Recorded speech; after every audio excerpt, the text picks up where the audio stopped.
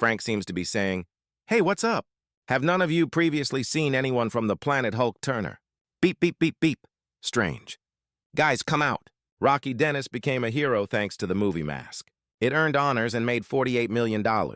However, Rusty Dennis claimed that everything was false. She disclosed what the cameras missed in her last interviews: Rocky's LSD experimentation, his upbringing by a biker gang, and the girl whose parents tore her away as soon as they saw his face. Hollywood chose not to tell this narrative, which includes broken promises and prison cells. On December 4, 1961, Rocky Dennis was born in Glendor, California. Roy Lee Dennis was his full name. Nothing seemed out of the ordinary at birth. Rocky appeared to his 25-year-old mother, Florence Rusty Tullis, to be a typical infant. No indications of any problems were found during the first 2 years. Like other children, he crawled, walked, and began to speak. There was no history of bone diseases in the family, so there was no cause for concern or method to predict what would happen. From Rusty's past relationship, Rocky even had an elder half-brother named Joshua. They were a little family in California who had no idea that one X-ray would completely upend their existence. Rocky was scheduled for a normal tonsil operation in 1963 when he was 2 years old. It happened at that moment. While performing his duties, an X-ray technician noticed something strange about Rocky's head. Most people would overlook that kind of information. This technician, however, didn't. He marked it. Everything changed with just one picture. For the next year, Rocky's little body was scanned, examined, and tested at UCLA Medical Center. He made several weekly visits to specialists. Then, in 1964, cranodiaphyseal dysplasia CDD, commonly referred to as Lionitis, was diagnosed. Only 7 persons worldwide had ever been diagnosed with it at that time. The physicians didn't mince words. They told Rusty up front that her son's brain will be crushed by the thickness and weight of his growing skull due to calcium. They'd force his eyes to the sides of his skull. He wouldn't live past 7, and his vision and hearing would deteriorate. It sounded as though they had already given up. Rusty hadn't, though. You wouldn't expect Rusty to be a typical mother. She had a history. She was crazy from birth, having been born in Brooklyn in 1936. She rode with bikers, danced at clubs, and smoked marijuana when she was 14. She dropped out at 15. She used to work with a motorbike stunt squad, but she was fired due to her drug use. But in some way, she was the perfect mother Rocky needed, despite all of the craziness and jagged edges. She was not a believer in sympathy. She didn't think there were boundaries. She resisted the physician's orders to put her son in an institution. She assured them that he was kind, intelligent, and attending school like all the other children, and he did just that. At age 6, Rocky started attending public school. The administrators were not pleased. Other children would be frightened, they said. They predicted a decline in his IQ. However, none of that took place. Rocky rose to the top of the class quite fast. He had a passion for education.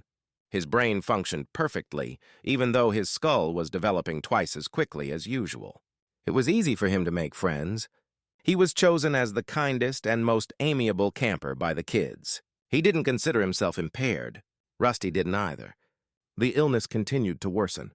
Rocky became legally blind at the age of 6. In one eye, he had 2200 vision, and in the other, 2300. He would never be able to read, according to doctors. That was not acceptable to Rusty. She gave him a book at that same moment, and he read it aloud to her, the doctor, and everybody else who would listen.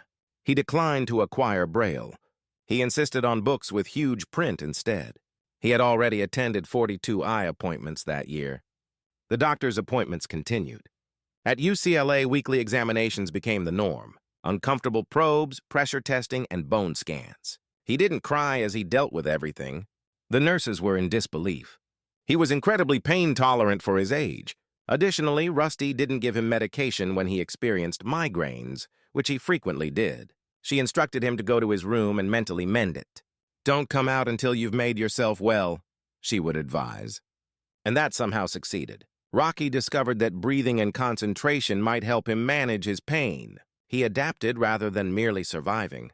However, their home life was everything but typical.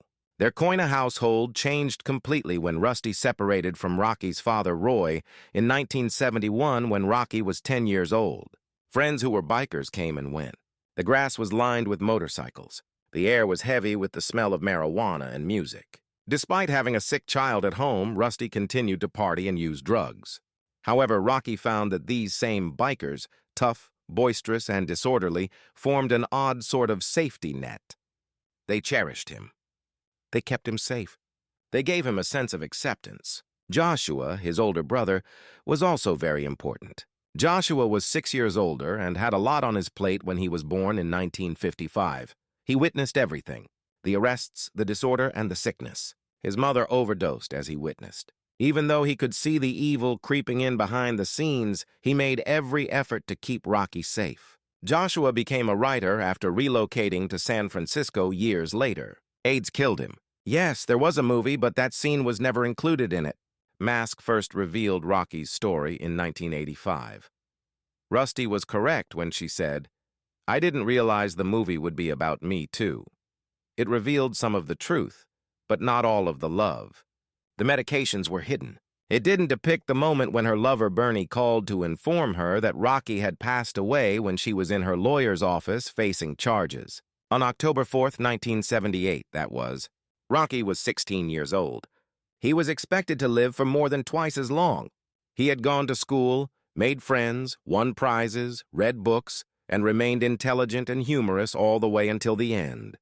One of the rarest diseases in human history is craniodiesal dysplasia. Less than 20 cases in a lifetime, 1 in 220 million births. Not a single patient with it is ever seen by most doctors. Only 7 individuals worldwide had it by 1965 when Rocky was 4 years old.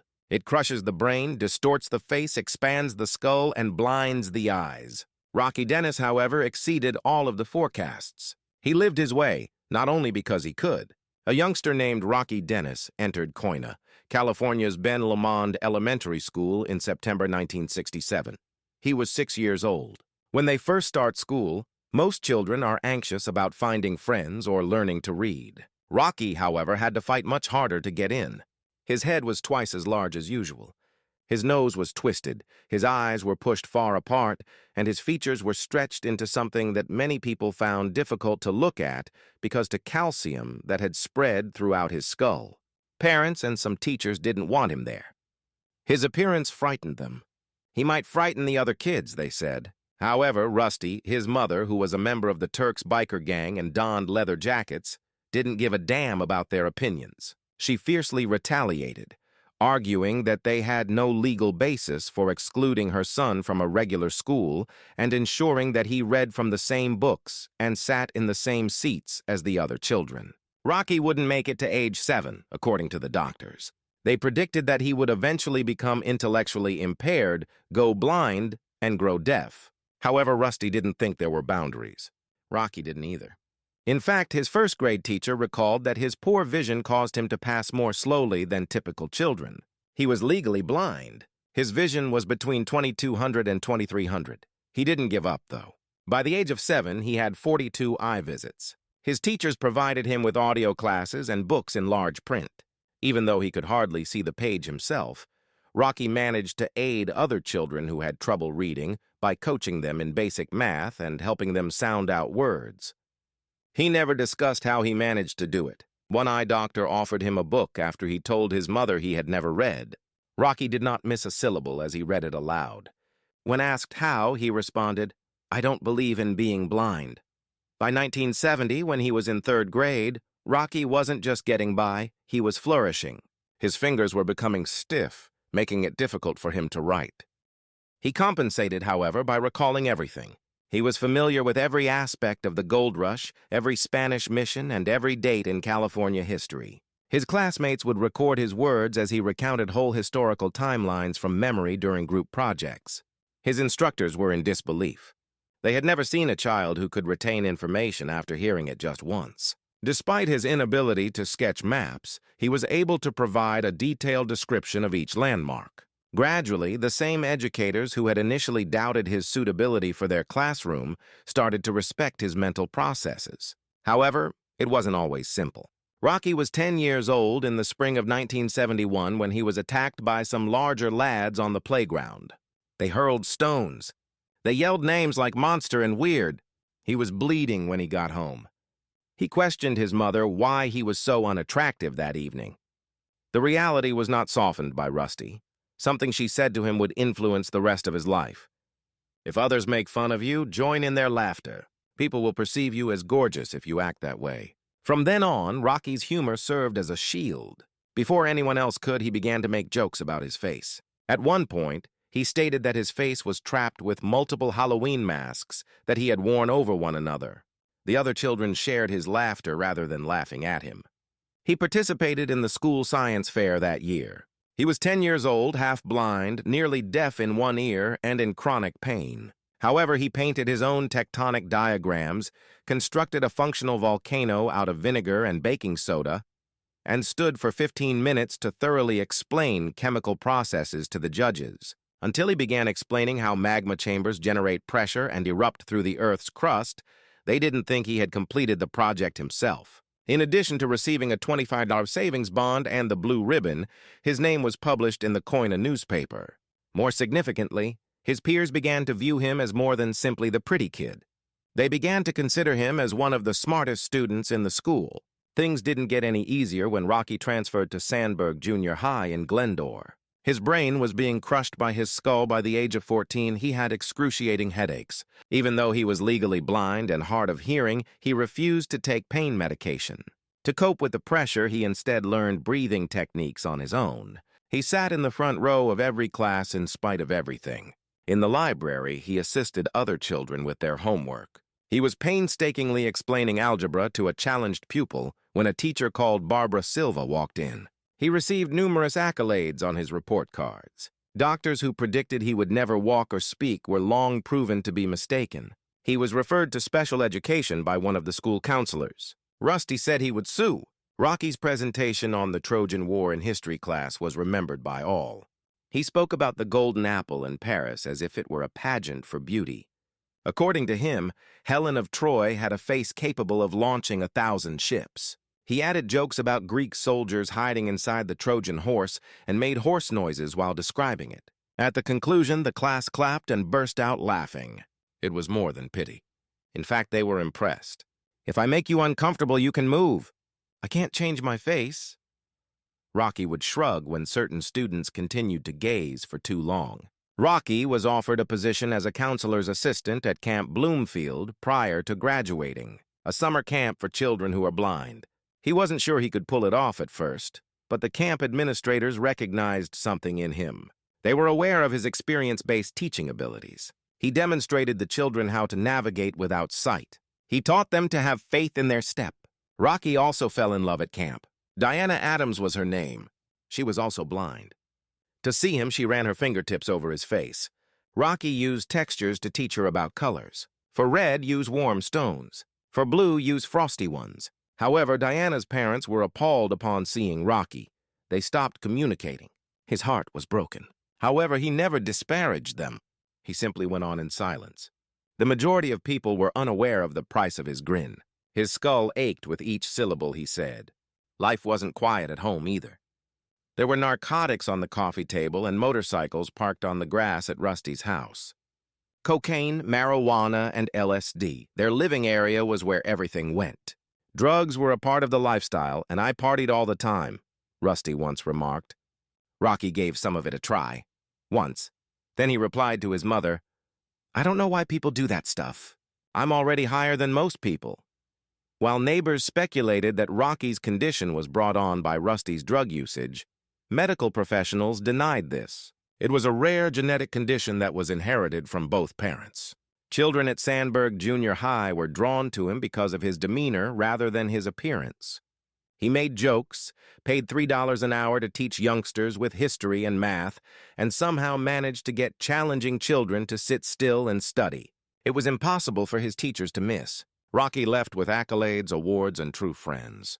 He was named the kindest camper, best friend, and most amiable at some of the camps. Children simply felt better around him, not out of sympathy. Rusty, his mother, put it best. His genuine sense of humor was enough to draw folks in. However, his home life was a very different world. Rusty was enmeshed with the Turks' motorcycle gang and immersed in the biker lifestyle. Instead of looking like a family home, their residence resembled a parking lot full of Harleys. After school, Rocky went on three-wheel choppers while other children were picked up in station wagons. The area was known to the neighbors as Tobacco Road. Rocky found himself in the middle of it all, trying to make sense of two worlds that didn't fit together, with dopers, noisy parties, and narcotics pouring like coke. When he was 17, his half-brother departed because things became too much. None of it was denied by Rusty. The medications weren't an issue, she said. They simply contributed to the enjoyment. Rocky was aware of the problem, though. He experimented with LSD, marijuana, and other substances. That statement stuck with her because he once commented, "I don't know why people do that stuff because I'm higher without it than most people are with it." It spoke by itself. Not all of the friendships he formed lasted. He was quite close to a child named Ben. They wanted to bike throughout Europe someday and collected baseball cards. Rocky could name statistics like a radio announcer, but he was not a baseball player. Then Ben received an offer to work in Michigan. $7.50 per hour. He accepted it. Rocky felt left behind, as if the dream had suddenly died. He made no effort to conceal it. He was direct in his statement. "You went out." And that was the most painful thing. When someone rejected the future you two imagined together in favor of something else. Rocky refused to accept crap from anyone at school. Despite having many opportunities to do so, he usually laughed at himself and beat the person to the punchline when they made fun of his face. Rusty had taught him to live like that. High school, however, was different. He was by himself. No pals from junior high, only strangers and snide glances. Some guy went too far one day. A locker was slammed into him by Rocky. Although it wasn't his typical approach, everyone has their limits. People began to appreciate him after that. They took a slightly different view on him and invited him to gatherings. Rocky was hired by Camp Bloomfield in 1977 as a counselor's assistant. Diana and he met there. She didn't need to see his face because she was blind.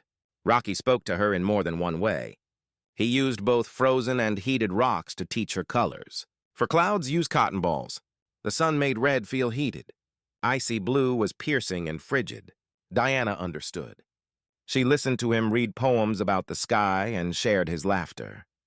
They shared a kiss under string lights at a fictitious New Year's Eve party that summer. It was his first time kissing someone. "It changed me," she remarked. It also transformed him. Rocky didn't simply leave camp when it was over. Every week he rode a bike 10 miles to visit her at the stables next to Griffith Park. 10 miles with migraines that felt like a hammer inside his skull, legally blind. However, he succeeded.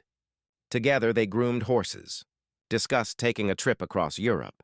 In his room he had pinned maps, Vienna, Paris, and Rome. He was more than a dreamer. He had faith. However, things changed when Diana's parents got a close-up look at his face. They moved her to a boarding school after removing her from his life without telling her. They banned his calls and seized her mail. Rocky persisted. He assumed she just no longer wanted to see him. He was broken by that. He began to distance himself from friends. His universe shrank. Time was not on his side, he knew. He wouldn't live past 7, according to the doctors. He had already overcome the odds by the age of 16, but it wasn't permanent. When Diana abruptly left his life in the spring of 1978, it was more devastating than the illness. Rocky has battled his illness daily, fought loneliness, pity, and stares. However, he was unable to stop him from losing her in that way, without a farewell or an explanation. He had no desire to. Rocky Dennis's cranium had nearly doubled in size by the middle of the 1970s. As calcium continued to accumulate, his face changed and his eyes gradually grew farther apart.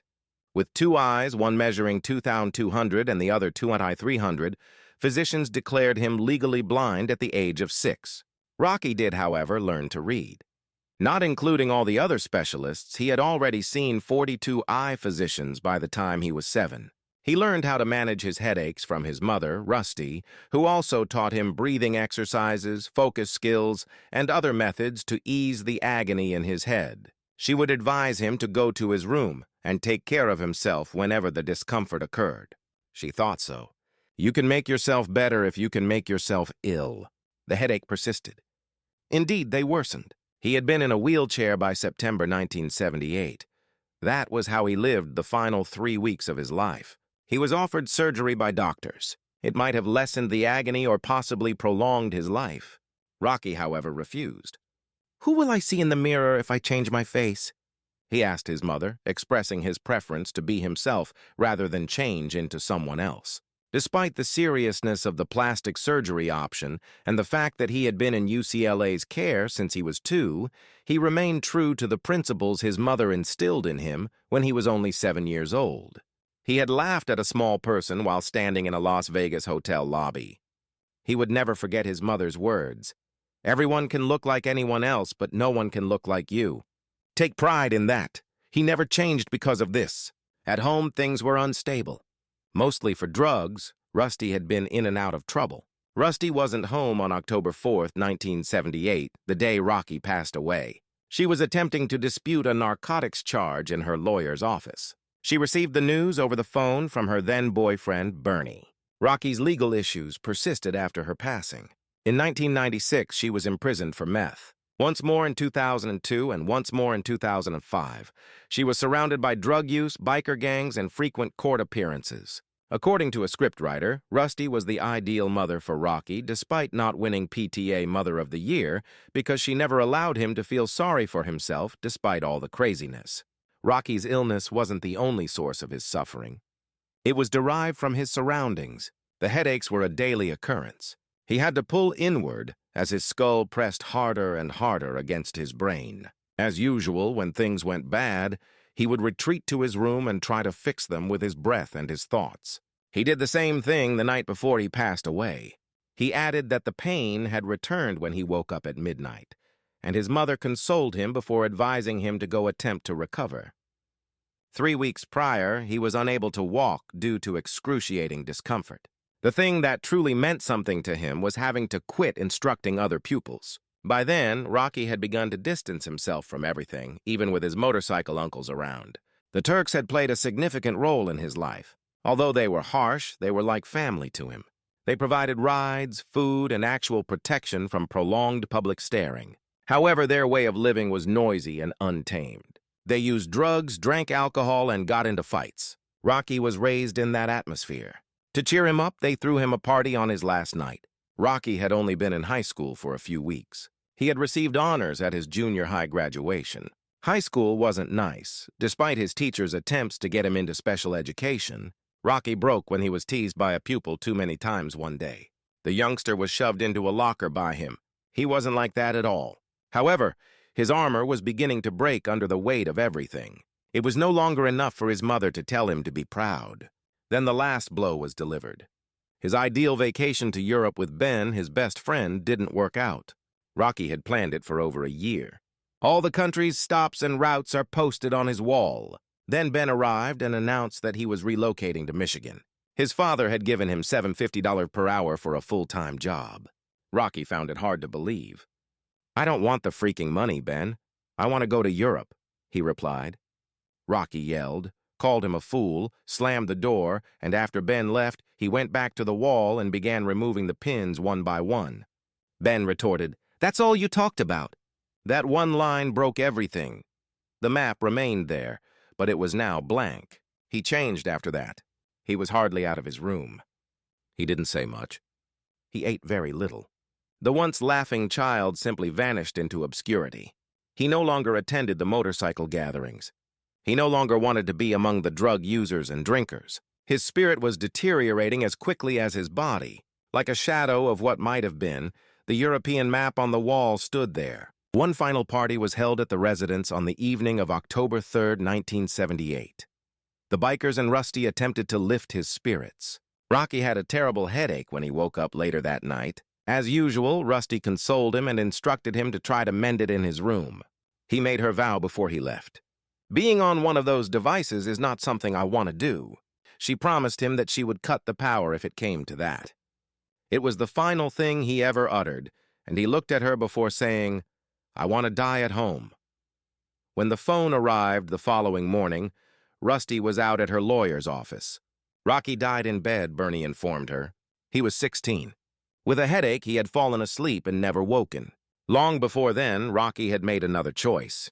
He informed his mother that he wished to offer his body to research. He had no desire for a grave. In order to help people like him, he urged medical professionals to research cranial diaphyseal dysplasia, his ailment. That's precisely what took place. His remains and head were used by UCLA to research bone diseases and calcium accumulation. He was researched for decades by medical students. After his body had fulfilled its mission, there was a peaceful cremation without a headstone or ceremony. Rusty talked candidly in a few interviews prior to her death in 2006. She acknowledged that just half of the truth was presented in the film Mask. According to her, Rocky had tried LSD and marijuana when he was a teenager. She acknowledged that there were a lot of drugs and poor decisions in her home. She admitted that she never recovered from the fact that she wasn't at home when Rocky died, and she stated it wasn't the fairy tale the film depicted. She carried that shame with her all the way to the end. Rocky's narrative was still important, though. It aided physicians in comprehending his uncommon ailment. For children with impairments, it aided in changing school policies. The movie brought in $48 million. However, his life's reverberations were what truly endured. Even the most courageous countenance couldn't conceal the boy's anxieties, uncertainties, and agony, as evidenced by his medical journals, lessons, chats, and later discovered journals. But he remained Rocky throughout it all.